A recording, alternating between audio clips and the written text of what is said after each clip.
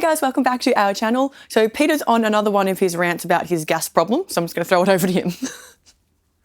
So I've had a problem with gas, and it's been harder for me to give up than tobacco. So I decided recently, doing a trip to Fiji, that it's come enough of me carrying heaps and heaps of crap that I just don't use. So why am I packing it? Why am I carrying it? And then why is it messing around with my mind while I'm shooting? Oh, I should use this just because I carried it there. So I want to show you that I've gone from all of this to what I've actually really cut down to now. So I'll break it down. Number one, Hasselblad, 50 megapixel. It's a H6D. It's the one that keeps dying and you can't get it repaired. This with the 80 is the main camera for me. 80 to 85% of my photos are on this lens and this camera. So by far, this is one I should carry. There's my bag. I do have a film back for it if I want to stick film in just for emotional reasons, but that'd be the only reason I need that. The Leica. Now I've got all this other Leica gear around, but I actually worked out I only need my SL2S. I don't need the SL2, I need that for video, but for stills, 24 megapixels gives me bigger pixels. Bigger pixels give me better color, better captures. So the SL2S, a 50mm, is all I have to have. So that's pretty much this. But as a little thing, because it doesn't take up much more room, a little vintage 75. I love the look of this lens, even though I tend to use this lens more. The only thing I can add to this is when I'm going to places like Fiji, I'm not going to get in the water with that thing. I'm not going to go out in the rain with that. So I do carry X1D Mark II. I'd never use X2D, never in a million years. X1D Mark II, I still don't love it. In fact, I complain about it all the time whenever I'm using it, but it has got the same sensor of this. I can still use this lens on it with an adapter like that. Makes it a bit bigger. It's manual focus, which suits me perfect, and that's my safety instead of taking that out into water and rain. A couple other little things, and they're only tiny things. If I want to shoot 35mm film, I'm just going to grab my little Leica M3 with my vintage 50mm lens. So if I'm ever going to go and shoot film on 35, I'll just take that. Don't need anything else. I hardly use this anymore, but it sits there because I do every now and then get the inkling that I want to take it. I sold my Hasselblad medium format, but I kept my Mamiya. Main reason for it, I love this 127mm lens. This I can focus manually on. The Hasselblad gave me hell trying to focus as I've got older. And I've also got some instant Polaroid backs, which is mostly what it's used, but I've also got my film back that I use on it. So that's all the gear I need. So why have I wasted all this money on all this other stuff that's in here? It's called gas. Now, sometimes when you're working commercially, you need things. You need to be able to go into a house, especially if you're using fixed focal lengths like me. I can't get away with just turning up an 80 because if the place is too small for an 80, I need to have a 50 or 55 or whatever. I do need to have those other lenses which are in this bag, but this is a bag that doesn't travel with me. I might take a lens out and take with that, but I don't take this whole bag with me. Then this is the next level down bags. These lenses, most of the lenses in this bag haven't been used for 5 years. So I should be selling them, but you can't get much from them anymore, so I might as well keep them. All the lenses in that bottom area, except for this little group at the front here, are video lenses. The reason they're sitting in the back is because I just don't use them. So again, I should sell it all, but I can't, this was an $8,000-9,000 lens. It's in great condition. It's the Otis 1.400mm. I'm lucky if I can get $2,000 for it, so it just sits in the back as a paperweight, and one day I might play with it. But all this gear that I've accumulated over the 30 years of being a commercial photographer, and then 10 years before that, or 20 years before that being a hobby photographer, it really comes down to most of the stuff that I do for myself, not commercially, for myself, can be shot with this or this, and that's it. I don't need all this other stuff. Problem is camera companies need to get sales, so they keep bringing out new shit, which is shit. Most of the new cameras now I don't like. Menu systems in most of them are terrible. On our workshops, we see it all the time. 90% of the people that turn up to our workshops don't even know how to find things in their menus because they're so deep, so intricate with things they don't even need. So back in my day, I'm an old bastard, you bought a camera for sports, wildlife, or you bought a camera for portrait, studio, landscape. You didn't have the same camera in the same things in one camera. It was two separate cameras. Like, I'm not going to buy a Lamborghini and go off-roading. And I'm not going to buy an SUV and take it onto a race car track. But now everyone wants a camera that does everything. Well, because you want this, it's just open the doors up for them to sell you heaps and heaps of crap that you won't use and will make your camera so much more expensive and takes away the fun of using it. I know my menus back to front in these two. Don't even have to think about a menu with this. Doesn't even have a battery. The best camera in the world. No menus, no batteries. Love it. And this is what it comes down to. Everything that I can do in this, I can do in these, in taking a picture.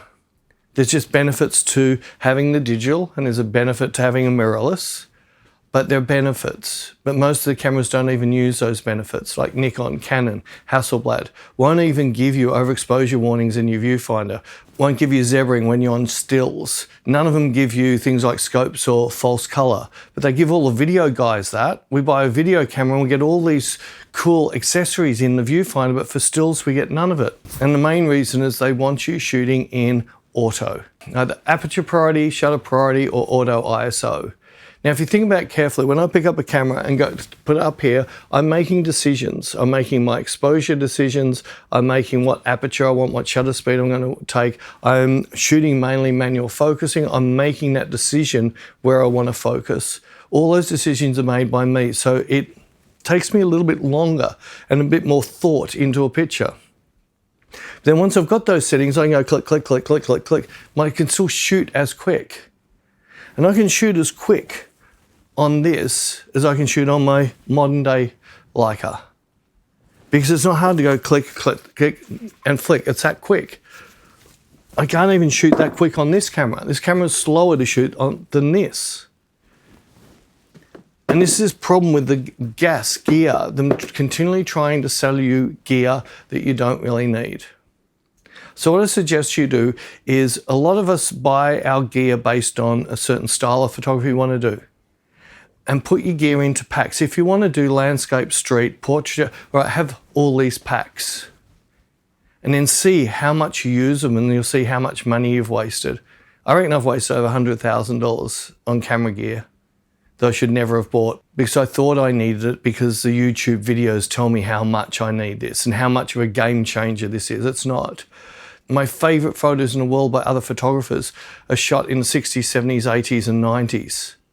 As we've got into the 2000s, that less and less photography I see that really inspires me. I was being inspired by the guys who had to think before they took a shot. They didn't just go into auto click. If you want to shoot auto, there, you've got a phone, just use that. And then you'll see how many pictures you actually really use because you haven't thought about your picture.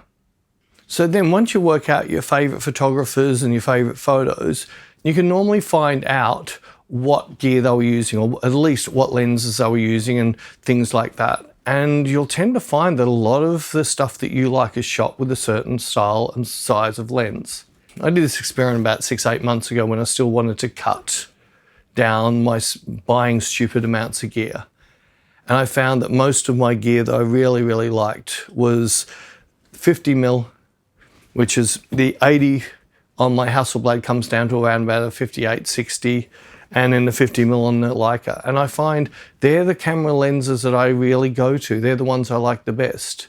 So if I just went out with either of those two kits, I know I can take a great picture because everything feels like an extension of me. I don't need to think about everything. All the buttons are where I'm used to seeing. I'm on the focal length I like, and I feel I disappear into taking the photo. I don't disappear into the camera and the gear.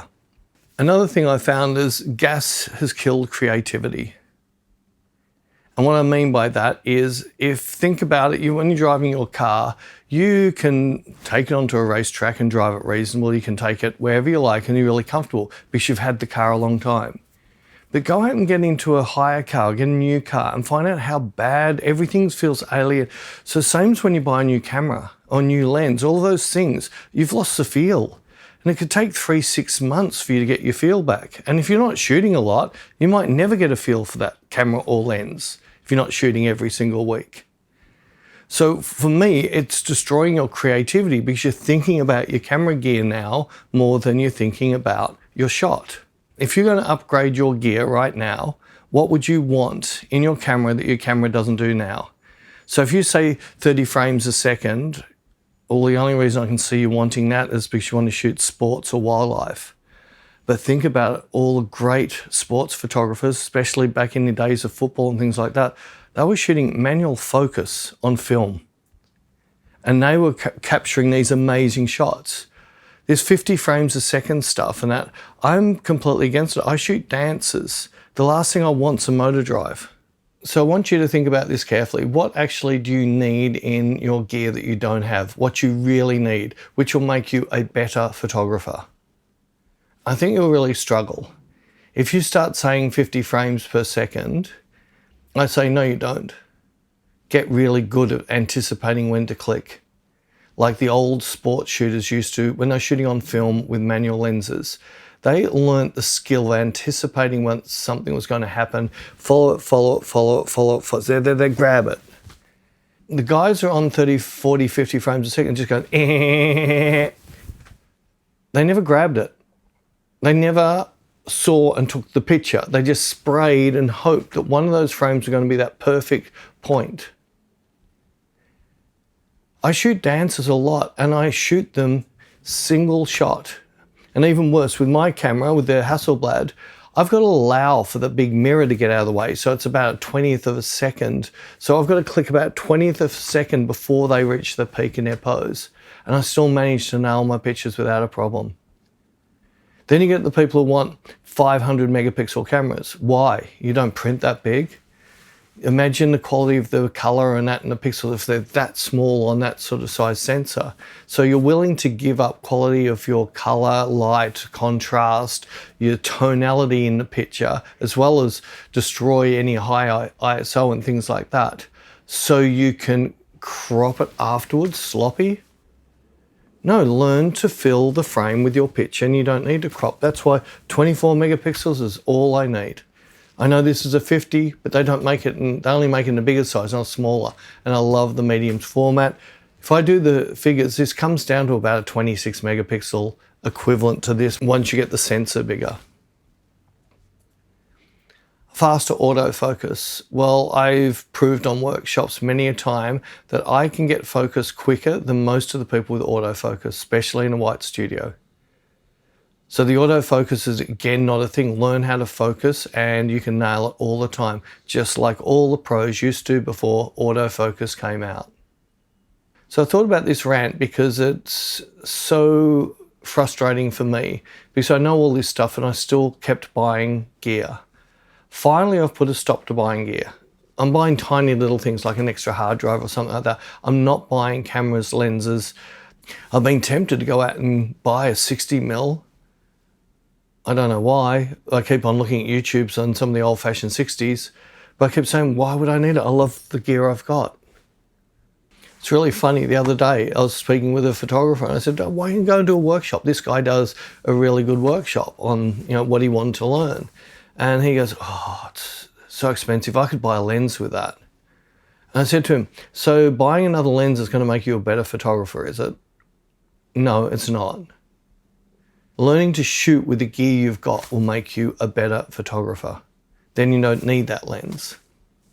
Just to wrap it up, there's so many people that will say, oh, it's the best thing since sliced bread. But think about it. What was so bad about unsliced bread? It lasted longer because it wasn't all sliced up and didn't get stale as quicker. You could cut it in whatever thickness you wanted at the time and on the day. So yeah, I don't like that. It's best thing since sliced bread because I think sliced bread was the first downturn for all my problems with gas. And back in the 50s, 60s, 70s, 80s, 90s, before digital started, the progression in cameras was slow. You know, every 3 years they might bring out a camera, 5 years. A lot of people just bought a camera and that was it for 10, 15, 20 years. This has been my camera for nearly 12 years now. And that's how it was until digital came out. And then they're pushing megapixel, then they're pushing sharp, then they're pushing super fast autofocus, then eye detect, bird eye detect, all this other crap that we don't need if you want to be a photographer. If you just want to put in auto mode, just grab an iPhone, you can save yourself a hell of a lot of time and money. To finish up, I just suggest you look at all your gear, you start moving into piles of what you really love using, piles of what you're not using or haven't used in a long time, and then put a pile of that in between that, oh, I love that lens, but I never use it. I should use it, but I haven't used it. Then have a look at the pile of what you use the most and what you love the most, and then pack all the rest of the stuff in a bag and put it into a cupboard. Then a year later, you can open the cupboard and say, I can sell all of this because I haven't looked at this stuff in over a year. So I hope you guys weren't too put off by Peter's gas problem. If you weren't and want to stay around and check out some other gear videos, I'll pop them up on the screen now.